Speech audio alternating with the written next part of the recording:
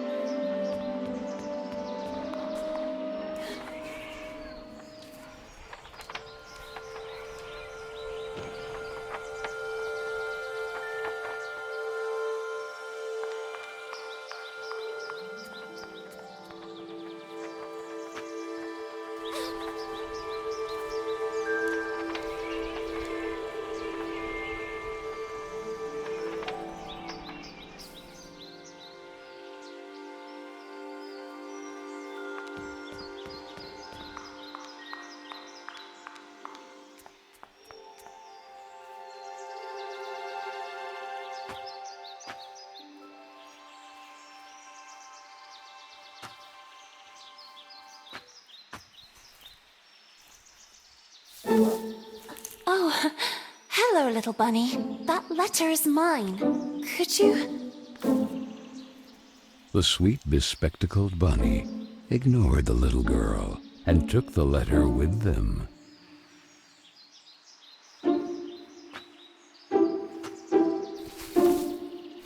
I beg you, would you be so kind as to give it back to me? The little girl began to get impatient.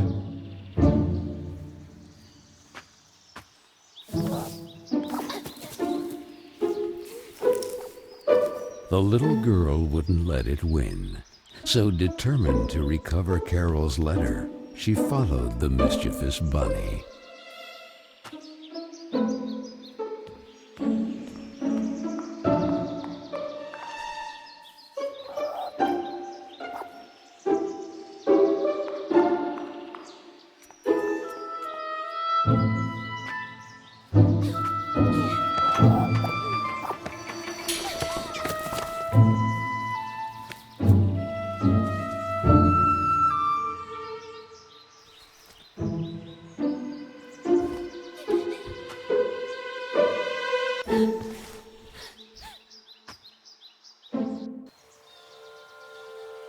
What place is this?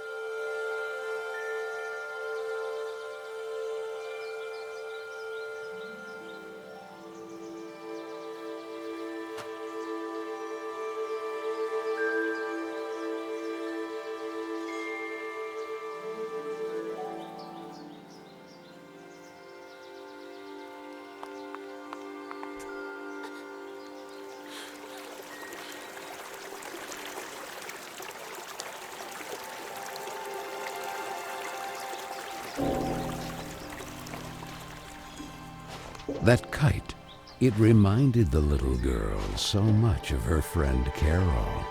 So free and graceful, yet tormented, as if by adverse currents, by the other girls at Bunny Hall. Oh, and who would you be? Have you perhaps seen a bespectacled bunny? Even the owl ignored her question and just stood there, staring at her, with those eyes, red like blood. But the little girl had no time to waste. She had to track down the bunny, and so she began to follow in its tracks.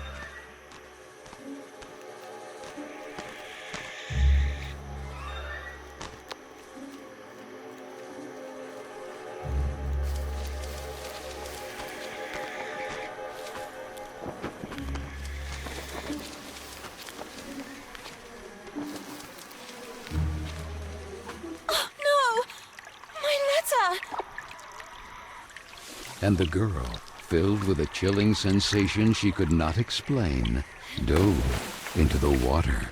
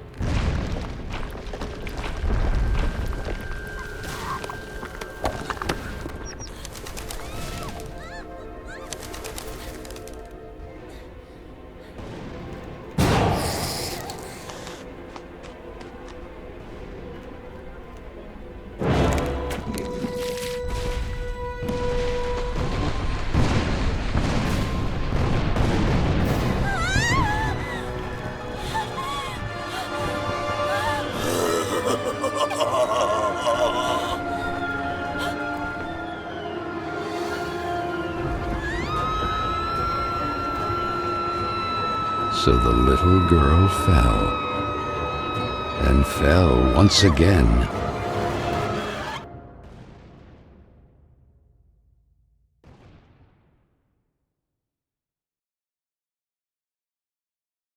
And while the man with the tar hat stood grinning, her thoughts drifted to that mysterious figure in the window of Bunny Hall, who silently stood watching her as she was swallowed up in her abyss. And this is how our story begins. A letter, a roar, then a daring plunge, and a little girl, too small and inadequate for that world of ash, tar, and coal of which she was a part. Miss Benton! I am pleased to note that my voice is so soft that it encourages restful sleep in class. Would you be so kind as to share your wisdom on today's topic with your fellow classmates? There was a man made of tar, an owl, and a bunny with glasses. Such impertinence. Home Economics, Ladies' Etiquette, Chapter 9. Be always beautiful, perfumed, and impeccable.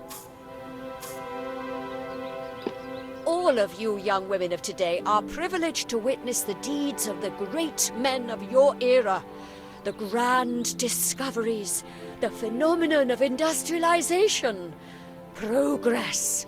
Soon you will be wives and then mothers of great men who will go down in history. And you, Miss Benton, make fun of it. This establishment, too, if events continue to transpire as hoped, will undergo important developments, and you will be the first to benefit from them. Why, ladies? A portion of money hall was conceded to a corporate collective in order to form a small branch, thereby taking advantage of the area's greatest resource, rabbits. This will not only bring new luster to the estate in this region, but also new jobs. Very good, Miss Vicky Trout. At the very least, Lana has grasped the rabbit matter. In this regard, our dear Frank reminds us that it is strictly forbidden to venture beyond the walls of the park. The disinfestation work will resume tonight after the strong winds of recent weeks. Remember not to be overwhelmed by the explosions. It's all perfectly normal. The soil is blasted with charges and the rabbits forced out of their burrows. Who did it? Lana! Miss Benton! I'm weary of you, miss. Ungrateful, arrogant troublemaker. Why is it so difficult for you to behave like all the others?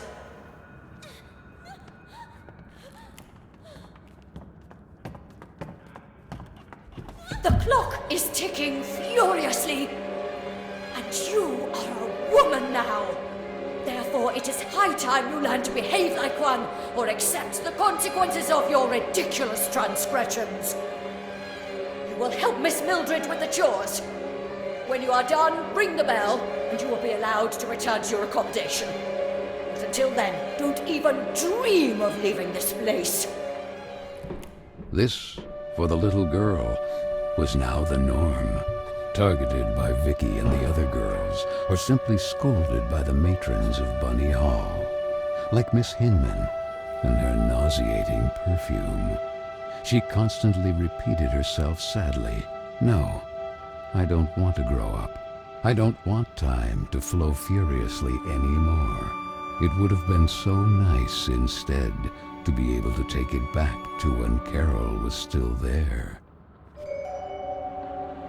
It would be better to shed some light.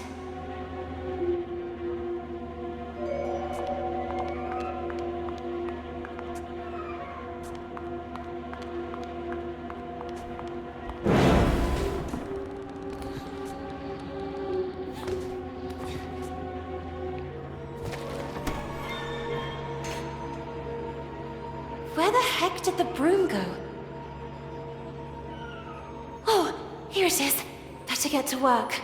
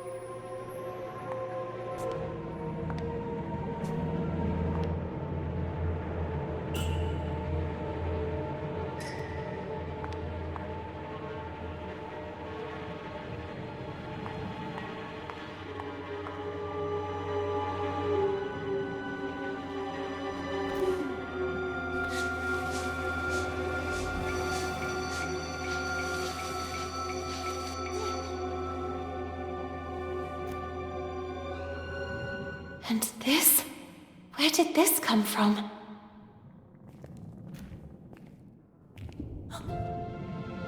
It looks like an old mailbox.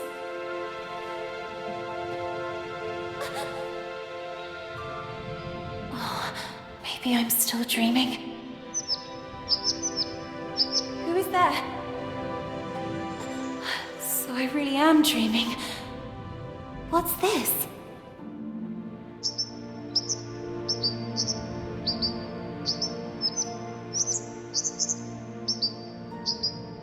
Carola?